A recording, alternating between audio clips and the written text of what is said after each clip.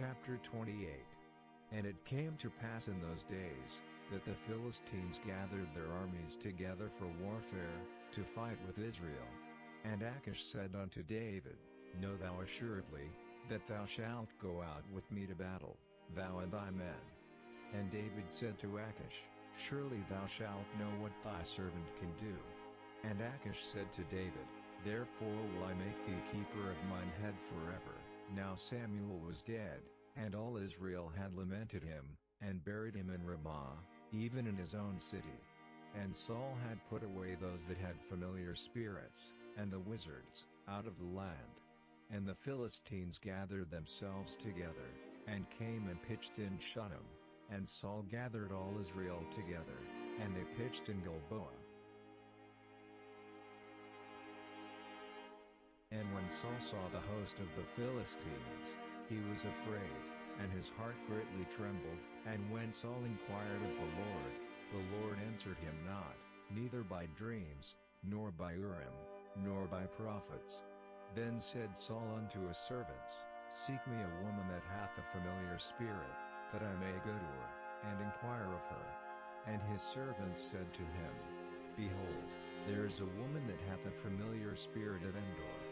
And Saul disguised himself, and put on other raiment, and he went, and 2 men with him, and they came to the woman by night, and he said, I pray thee, divine unto me by the familiar spirit, and bring me him up, whom I shall name unto thee. And the woman said unto him, Behold, thou knowest what Saul hath done, how he hath cut off those that have familiar spirits, and the wizards, out of the land. Wherefore then layest thou a snare for my life, to cause me to die? And Saul sware to her by the Lord, saying, As the Lord liveth, there shall no punishment happen to thee for this thing. Then said the woman, Whom shall I bring up unto thee? And he said, Bring me up Samuel. And when the woman saw Samuel, she cried with a loud voice, and the woman spake to Saul, saying, Why hast thou deceived me? For thou art Saul. And the king said unto her, Be not afraid, for what sawest thou? And the woman said unto Saul, I saw gods ascending out of the earth. And he said unto her, What form is he? And she said, An old man cometh up, and he is covered with a mantle. And Saul perceived that it was Samuel, and he stood with his face to the ground, and bowed himself. And Samuel said to Saul, Why hast thou disquieted me, to bring me up? And Saul answered, I am sore distressed, for the Philistines make war against me, and thou didst account for me, and answereth me no more, neither by prophets, nor by dreams. Therefore I must make known unto me what I shall do. Then said Samuel, Wherefore then dost thou ask of me, seeing the Lord is departed from thee, and is become thine enemy? And the Lord hath done to him, as he spake by me, for the Lord hath rent the kingdom out of thine hand, and given it to thy neighbor, even to David, because thou obeyedst not the voice of the Lord, nor executedst his fierce wrath upon Amalek. Therefore hath the Lord done this thing unto thee this day. Moreover the Lord will also deliver Israel with thee into the hand of the Philistines, and tomorrow shalt thou and thy sons be with me. The Lord also shall deliver the host of Israel into the hand of the Philistines. Then Saul fell straightway all along on the earth, and was sore afraid, because of the words of Samuel, and there was no strength in him, for he had eaten no bread all the day, nor all the night. And the woman came unto Saul, and saw that he was sore troubled, and said unto him, Behold, thine handmaid hath obeyed thy voice, and I have put my life in my hand, and have hearkened unto thy words which thou spakest unto me. Now therefore, I pray thee, hearken thou also unto the voice of thine handmaid, and let me set a morsel of bread before thee, and eat, that thou mayest have strength, when thou goest on thy way. But he refused, and said, I will not eat. But his servants, together with the woman, compelled him, and he hearkened unto their voice. So he arose from the earth, and sat upon the bed. And the woman had a fat calf in the house, and she hasted, and killed it, and took flour, and kneaded it, and did bake unleavened bread thereof, and she brought it before Saul, and before his servants, and they did eat. Then they rose up, and went away that night. Chapter 29. Now the Philistines gathered together all their armies to Aphek, and the Israelites pitched by a fountain which is in Jezreel. And the lords of the Philistines passed on by hundreds, and by thousands. But David and his men passed on in the reward with Achish. Then said the princes of the Philistines, What do these Hebrews here? And Achish said unto the princes of the Philistines, Is not this David, the servant of Saul the king of Israel, which hath been with me these days, or these years, and I have found no fault in him since he fell unto me this day. And the princes of the Philistines were wroth with him, and the princes of the Philistines said unto him, Make this fellow return, that he may go again to his place which thou hast appointed him, and let him not go down with us to battle, lest in the battle he be an adversary to us. For wherewith should he reconcile himself unto his master? Should it not be with the heads of these men? Is not this David, of whom they sang one to another in dances, saying, Saul slew his thousands, and David his 10,000s? Then Achish called David, and said unto him, Surely, as the Lord liveth, thou hast been upright, and thy going out and thy coming in with me in the host is good in my sight. For I have not found evil in thee since the day of thy coming unto me unto this day, nevertheless the Lord's favor thee not. Wherefore now return, and go in peace, that thou displease not the lords of the Philistines. And David said unto Achish, But what have I done, and what hast thou found in thy servant so long as I have been with thee unto this day, that I may not go fight against the enemies of my lord the king? And Achish answered and said to David, I know that thou art good in my sight, as an angel of God. Notwithstanding the princes of the Philistines have said, He shall not go up with us to the battle. Wherefore now rise up early in the morning with thy master's servants that are come with thee, and as soon as ye be up early in the morning, and have light, depart. So David and his men rose up early to depart in the morning, to return into the land of the Philistines. And the Philistines went up to Jezreel. Chapter 30. And it came to pass, when David and his men were come to Ziklag on the third day, that the Amalekites had invaded the south, and Ziklag, and smitten Ziklag, and burned it with fire, and had taken the women captives, that were therein. They slew not any, either great or small, but carried them away, and went on their way. So David and his men came to the city, and, behold, it was burned with fire, and their wives, and their sons, and their daughters, were taken captives. Then David and the people that were with him lifted up their voice and wept, until they had no more power to weep. And David's two wives were taken captives, Ahinoam the Jezreelitess, and Abigail the wife of Nabal the Carmelite. And David was greatly distressed, for the people spake of stoning him, because the soul of all the people was grieved, every man for his sons and for his daughters. But David encouraged himself in the Lord his God. And David said to Abiathar the priest, Ahimelech's son, I pray thee, bring me hither the ephod. And Abiathar brought thither the ephod to David. And David inquired of the Lord, saying, Shall I pursue after this troop? Shall I overtake them? And he answered him, Pursue, for thou shalt surely overtake them, and without fail recover all. So David went, he and the 600 men that were with him, and came to the brook Besser, with those that were left behind still. But David pursued, he and 400 men, for 200 were behind, which were so faint that they could not go over the brook Besor.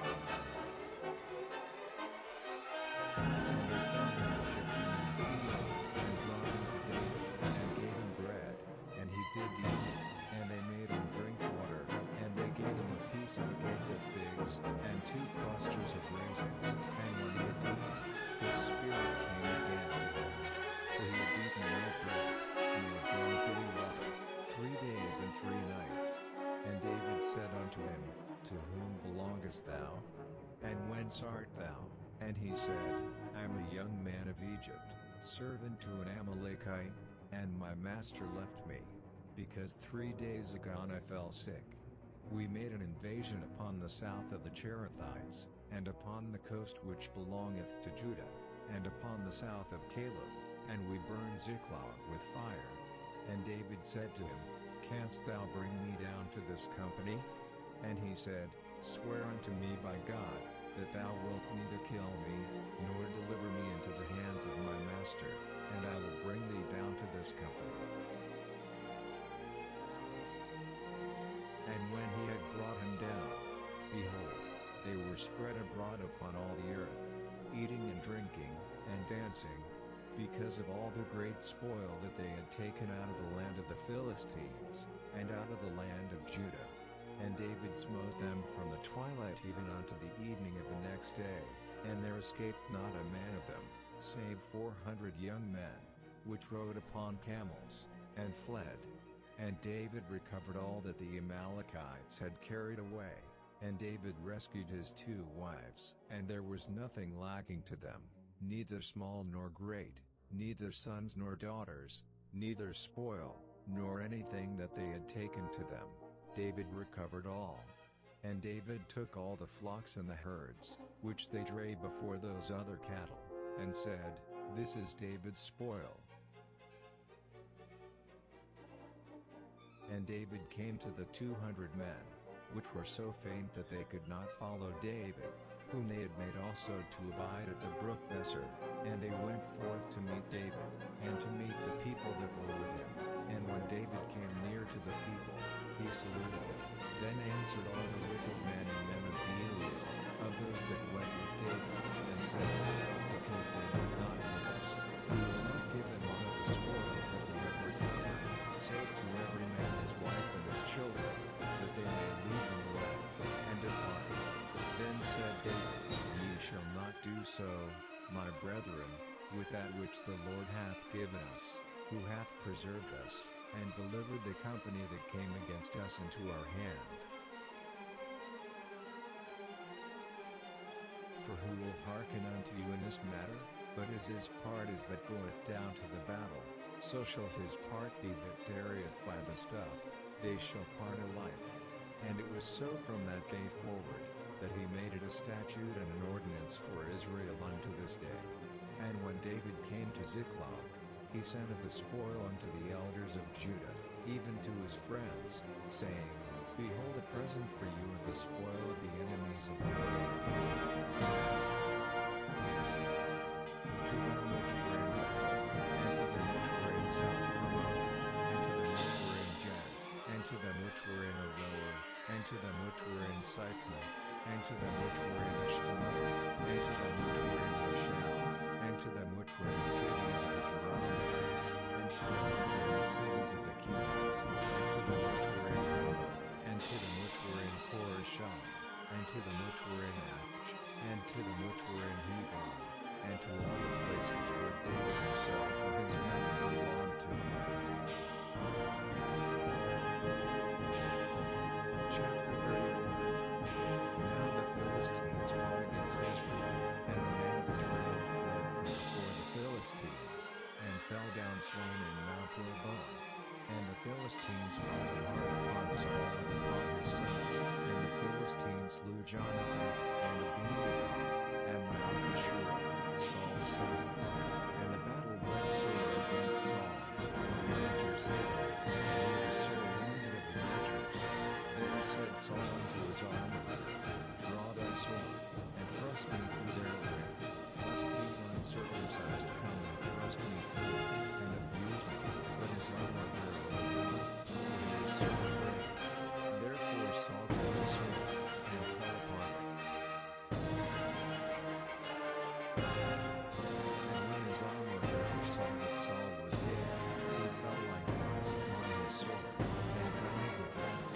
So saw God, and his 3 sons, and his armor bearer, and all his men, that same day together. And when the men of Israel that were on the other side of the valley, and they that were on the other side Jordan, saw that the men of Israel fled, and that Saul and his sons were dead, they forsook the cities, and fled, and the Philistines came and dwelt in it. And it came to pass on the morrow, when the Philistines came to strip the slain, that they found Saul and his 3 sons fallen on Mount Gilboa. And they cut off his head, and stripped off his armor, and sent into the land of the Philistines round about, to publish it in the house of their idols, and among the people.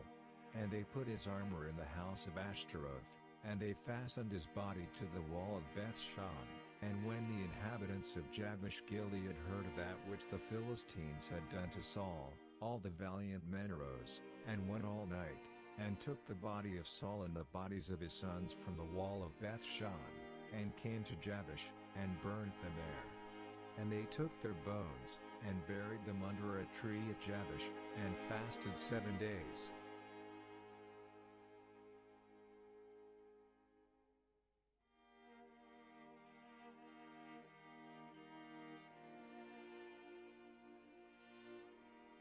शमूएल भविष्यवक्ता की पहली पुस्तक अध्याय 28। उन दिनों में पलिश्तियों ने इस्राएल से लड़ने के लिए अपनी सेना इकट्ठी की, और आकीश ने दाऊद से कहा, निश्चय जान कि तुझे अपने जनों समेत मेरे साथ सेना में जाना होगा। दाऊद ने आकीश से कहा, इस कारण तू जान लेगा कि तेरा दास क्या करेगा। आकीश ने दाऊद से कहा, इस कारण मैं तुझे अपने सिर का रक्षक सदा के लिए ठहराऊंगा।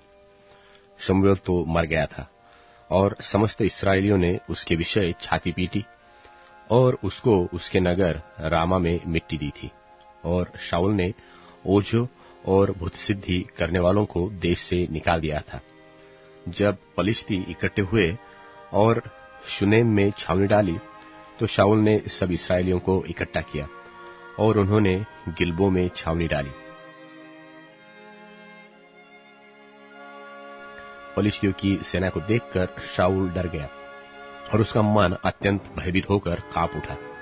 और जब शाऊल ने यहोवा से पूछा, तब यहोवा ने न तो स्वप्न के द्वारा उसे उत्तर दिया, और न उरीम के द्वारा, और न भविष्यवक्ताओं के द्वारा। तब शाऊल ने अपने कर्मचारियों से कहा, मेरे लिए किसी भूत सिद्धि करने वाले को ढूंढो, फिर मैं उसके पास जाकर उससे पूछूं। उसके कर्मचारियों ने उससे कहा, इंदौर में एक भूत सिद्धि करने वाली रहती है। तब शाऊल ने अपना भेष बदला, और दूसरे कपड़े पहनकर 2 मनुष्य संग लेकर रातों रात चलकर उस स्त्री के पास गया, और कहा, अपने सिद्धि भूत से मेरे लिए भावी कहलावा, और जिसका नाम मैं लूंगा उससे बुलवा दे। स्त्री ने उससे कहा, तू जानता है कि शाऊल ने क्या किया है, कि उसने ओझों और भूत सिद्धि करने वालों को देश से निकाल दिया है। फिर तू मेरे प्राण के लिए क्यों फंदा लगाता है कि मुझे मरवा डाले।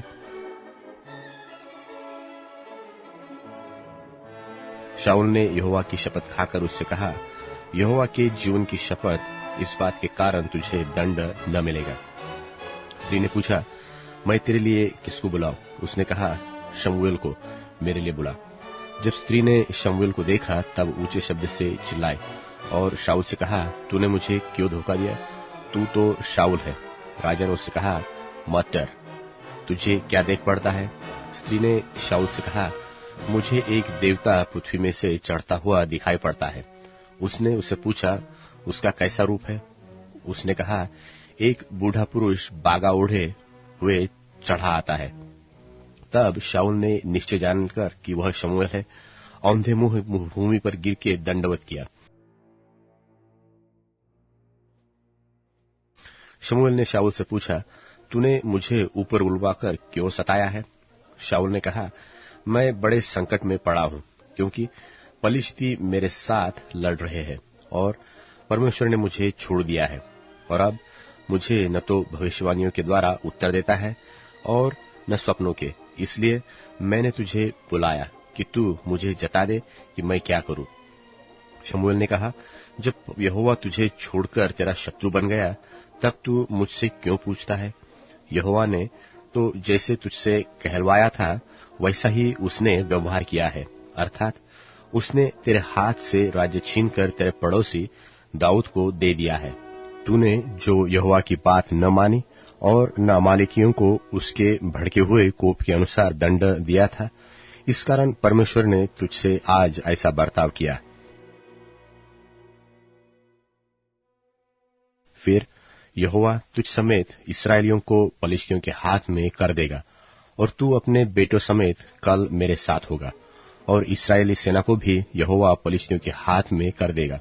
तब शाऊल तुरंत मुंह के बल भूमि पर गिर पड़ा और शमूएल की बातों के कारण अत्यंत डर गया। उसने पूरे दिन और रात भोजन न किया, इससे उसमें कुछ बल भी न रहा। तब वह स्त्री शाऊल के पास आई और उसको अति व्याकुल देखकर उसने कहा, सुन, तेरी दासी ने तो तेरी बातें मानी, और मैंने अपने प्राण पर खेलकर तेरे वचनों को सुन लिया जो तूने मुझसे कहा। तो अब तू भी अपनी दासी की बात मान, और मैं तेरे सामने एक टुकड़ा रोटी रखूं, तू उसे खा, कि जब तू अपना मार्ग ले तब तुझे बल आ जाए। उसने इनकार करके कहा, मैं न खाऊंगा, परंतु उसके सेवकों और स्त्री ने मिलकर यहाँ तक उसे दबाया कि वह उनकी बात मानकर भूमि पर से उठकर खाट पर बैठ गया। स्त्री के घर में तो एक तैयार किया हुआ बछड़ा था, उसने फुर्ती करके उसे मारा। फिर आटा लेकर गूंधा और अखमीरी रोटी बनाकर शाऊल और उसके सेवकों के आगे लगाई, और उन्होंने खाया। तब वे उसी रात उठकर चले गए।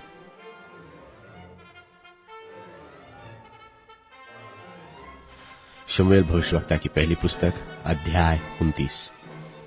पलिश्तियों ने अपनी समस्त सेना को अपेक में इकट्ठा किया, और इस्राएली इस्राएल के निकट के सोते के पास डेरे डाले हुए थे।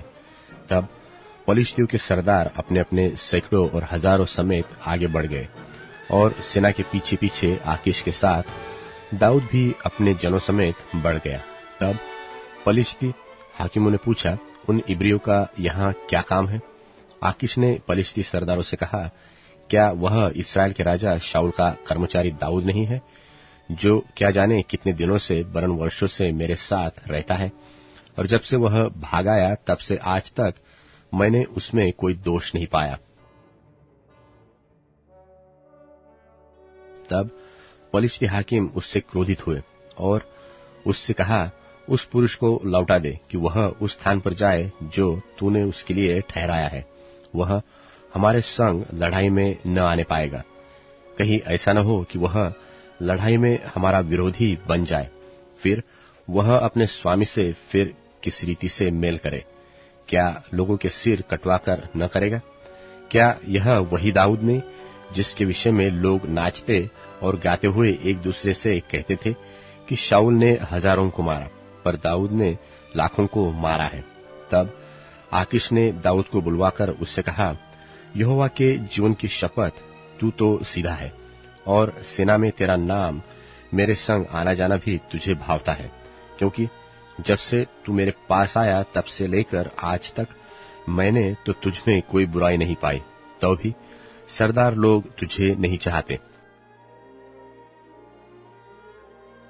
इसलिए अब तू कुशल से लौट जा, ऐसा न हो कि पलिश्ती सरदार तुझसे अप्रसन्न हो। दाऊद ने आकीश से कहा, मैंने क्या किया है? और जब से मैं तेरे पास आया तब से आज तक तूने अपने दास में क्या पाया है कि मैं अपने प्रभु राजा के शत्रुओं से लड़ने न पाऊं? आकीश ने दाऊद को उत्तर देकर कहा, हाँ, यह मुझे मालूम है, तू मेरी दृष्टि में तो परमेश्वर के दूत के समान अच्छा लगता है। तो भी पलिश्ती हाकिमों ने कहा है कि वह हमारे संग लड़ाई में न जाने पाएगा। इसलिए अब तू अपने प्रभु के सेवकों को लेकर जो तेरे साथ आए हैं, बिहान को तड़के उठना, और तुम बिहान को तड़के उठकर उजियाला होते ही चले जाना। इसलिए बिहान को दाऊद अपने जनों समेत तड़के उठकर पलिश्तियों के देश को लौट गया, और पलिश्ती इस्राएल को चढ़ गए। शमूएल भविष्यवक्ता की पहली पुस्तक अध्याय 30। तीसरे दिन जब दाऊद अपने जनों समेत सिकलग पहुंचा, तब उन्होंने क्या देखा कि अमालेकियों ने दक्षिण देश और सिकलग पर चढ़ाई की और सिकलग को मार के फूंक दिया, और उसमें की स्त्री आदि छोटे बड़े जितने थे सबको बंधुआई में ले गए। उन्होंने किसी को मार तो नहीं डाला, परंतु सबों को लेकर अपना मार्ग लिया। इसलिए जब दाऊद अपने जनों समेत उस नगर में पहुंचा, तब नगर तो जला पड़ा था और स्त्रियां और बेटे बेटियां बंधुआई में चली गई थी। तब दाऊद और वे लोग जो उसके साथ थे चिल्लाकर इतना रोए कि फिर उनमें रोने की शक्ति न रही। और दाऊद की 2 स्त्रियां, इज्रेली अहीनोअम और कर्मेली नाबाल की स्त्री अबीगैल, बंधुआई में गई थी। और दाऊद बड़े संकट में पड़ा, क्योंकि लोग अपने बेटे बेटियों के कारण बहुत शोकित होकर उस पर पत्थरवाह करने की चर्चा कर रहे थे। परंतु दाऊद ने अपने परमेश्वर यहोवा को स्मरण करके हियाव बांधा। तब दाऊद ने अहीमलेक के पुत्र एब्यातार याजक से कहा, एपोद को मेरे पास ला। तब एब्यातार एपोद को दाऊद के पास ले आया। और दाऊद ने यहोवा से पूछा, क्या मैं इस दल का पीछा करूं? क्या उसको जा पकड़ूंगा? उसने उससे कहा, पीछा कर, क्योंकि तू निश्चय उसको पकड़ेगा और निस्संदेह सब कुछ छुड़ा लाएगा। तब दाऊद अपने 600 साथी जनों को लेकर बसोर नाम नाले तक पहुंचा। वहां कुछ लोग छोड़े जाकर रह गए थे। दाऊद तो 400 पुरुषों समेत पीछा किए चला गया, परंतु जो 200 जो ऐसे थके हुए थे कि बसोर नाले के पार न जा सके, वहीं रहे। उनको एक मिस्री पुरुष मैदान में मिला। उन्होंने उसे दाऊद के पास ले जाकर रोटी दी और उसने उसे खाया। तब उसे पानी पिलाया। फिर उन्होंने उसको अंजीर की टिकिया का एक टुकड़ा और 2 गुच्छे किशमिश दिए। और जब उसने खाया, तब उसके जी में जी आया। उसने 3 दिन और 3 रात से न तो रोटी खाई थी और न पानी पिया था। तब दाऊद ने उससे पूछा, तू किसका जन है और कहाँ का है? उसने कहा, मैं तो मिस्री जवान और एक अमालेकी मनुष्य का दास हूं, और 3 दिन हुए कि मैं बीमार पड़ा और मेरा स्वामी मुझे छोड़ गया। हम लोगों ने करेतियों की दक्षिण दिशा में और यहूदा के देश में और कालेब की दक्षिण दिशा में चढ़ाई की और सिकलग को आग लगाकर फूंक दिया था। दाऊद ने उसे पूछा, क्या तू मुझे उस दल के पास पहुंचा देगा? उसने कहा, मुझसे परमेश्वर की यह शपथ खा कि मैं तुझे न तो प्राण से मारूंगा और न तेरे स्वामी के हाथ कर दूंगा। तब मैं तुझे उस दल के पास पहुंचा दूंगा। जब उसने उसे पहुंचाया, तब देखने में आया कि सब भूमि पर छिटके हुए खाते पीते और उस बड़ी लूट के कारण जो वे पलिश्तियों के देश और यहूदा से लाए थे नाच रहे थे। इसलिए दाऊद उन्हें रात के पहले पहर से लेकर दूसरे दिन की सांझ तक मारता रहा, यहाँ तक कि 400 जवान को छोड़ जो ऊंटों पर चढ़कर भाग गए, उनमें से एक भी मनुष्य न बचा। और जो कुछ अमालेकी ले गए थे, वह सब दाऊद ने छुड़ाया। और दाऊद ने अपनी दोनों स्त्रियों को भी छुड़ा लिया, वरन उनके क्या छोटे क्या बड़े, क्या बेटे क्या बेटियां, क्या लूट का माल, सब कुछ जो अमालेकी ले गए थे, उसमें से कोई वस्तु न रही जो उनको न मिली हो, क्योंकि दाऊद सब का सब लौटा लाया। और दाऊद ने सब भेड़ बकरियां और गाय बैल भी लूट लिए। और इन्हें लोग यह कहते हुए अपने जानवरों के आगे आगे हाँकते गए कि यह दाऊद की लूट है। तब दाऊद उन 200 पुरुषों के पास आया जो ऐसे थक गए थे कि दाऊद के पीछे पीछे न जा सके थे और बसोर नाले के पास छोड़ दिए गए थे। और वे दाऊद से और उसके संग के लोगों से मिलने को चले। और दाऊद ने उनके पास पहुंचकर उनका कुशल क्षेम पूछा। तब उन लोगों में से जो दाऊद के संग गए थे, सब दुष्ट और ओछे लोगों ने कहा, ये लोग हमारे साथ नहीं चले थे, इस कारण हम उन्हें अपने छुड़ाए हुए लूट के माल में से कुछ न देंगे, केवल एक एक मनुष्य को उसकी स्त्री और बाल बच्चे देंगे कि वे उन्हें लेकर चले जाए।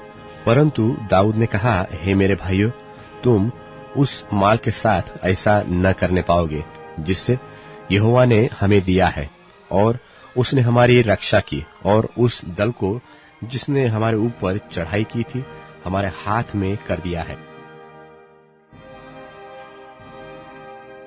और इस विषय में तुम्हारी कौन सुनेगा? लड़ाई में जाने वाले का जैसा भाग हो, सामान के पास बैठे हुए का भी वैसा ही होगा। दोनों एक ही समान भाग पाएंगे। और दाऊद ने इस्राएलियों के लिए ऐसी ही विधि और नियम ठहराया, और वह उस दिन से लेकर आगे को वरन आज बना है। सिकलग में पहुंचकर दाऊद ने यहूदी पुरनियों के पास जो उसके मित्र थे लूट के माल में से कुछ कुछ भेजा, और यह कहलाया कि यहोवा के शत्रुओं से ली हुई लूट में से तुम्हारे लिए यह भेंट है। अर्थात बेथेल के दक्षिण देश में रामोत यत्तीर, अरोएर, सिपमोत, एश्तोमो, राकाल, यरहमेलियों के नगरों, केनियों के नगरों, होर्मा, कोराशान, अकात, हेब्रोन आदि जितने स्थानों में दाऊद अपने जनों समेत फिरा करता था, उन सब के पुरनियों के पास उसने कुछ कुछ भेजा।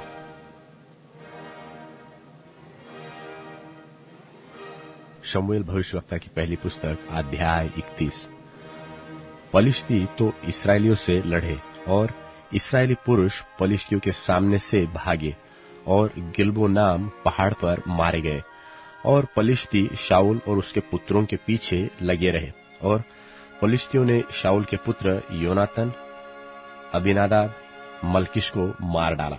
और शाऊल के साथ घमासान युद्ध हो रहा था, और धनुर्धारियों ने उसे जा लिया, और वह उनके कारण अत्यंत व्याकुल हो गया। तब शाऊल ने अपने हथियार ढोने वाले से कहा, अपनी तलवार खींचकर मुझे भोंक दे, ऐसा न हो कि वे खतना रहित लोग आकर मुझे भोंक दे और मेरी ठट्टा करे। परंतु उसके हथियार ढोने वाले ने अत्यंत भय खाकर ऐसा करने से इनकार किया। तब शाऊल अपनी तलवार खड़ी करके उस पर गिर पड़ा। यह देखकर कि शाऊल मर गया, उसका हथियार ढोने वाला भी अपनी तलवार पर आप गिरकर उसके साथ मर गया। यो शाऊल और उसके तीनों पुत्र और उसका हथियार ढोने वाला और उसके समस्त जन उसी दिन एक संग मर गए। यह देखकर कि इस्राएली पुरुष भाग गए और शाऊल और उसके पुत्र मर गए, उस तराई की परली ओर वाले और यरदन के पार रहने वाले भी इस्राएली मनुष्य अपने अपने नगरों को छोड़कर भाग गए, और पलिश्ती आकर उनमें रहने लगे। दूसरे दिन जब पलिश्ती मारे हुओं के माल को लूटने आए, तब उनको शाऊल और उसके तीनों पुत्र गिलबो पहाड़ पर पड़े हुए मिले। तब उन्होंने शाऊल का सिर काटा और हथियार लूट लिए, और पलिश्तियों के देश के सब स्थानों में दूतों को इसलिए भेजा कि उनके देवालयों और साधारण लोगों में यह शुभ समाचार देते जाए। तब उन्होंने उसके हथियार तो अश्तोरेत नाम देवियों के मंदिर में रखे, और उसकी लोथ बेतशान की शहरपनाह में जड़ दी। जब गिलाद वाले याबेश के निवासियों ने सुना कि पलिश्तियों ने शाऊल से क्या क्या किया है, तब सब शूरवीर चले और रातों रात जाकर शाऊल और उसके पुत्रों की लोथे बेतशान की शहरपनाह पर से याबेश में ले आए और वहीं फूंक दी। तब उन्होंने उनकी हड्डियां लेकर याबेश के झाऊ के पेड़ के नीचे गाड़ दी और 7 दिन तक उपवास किया।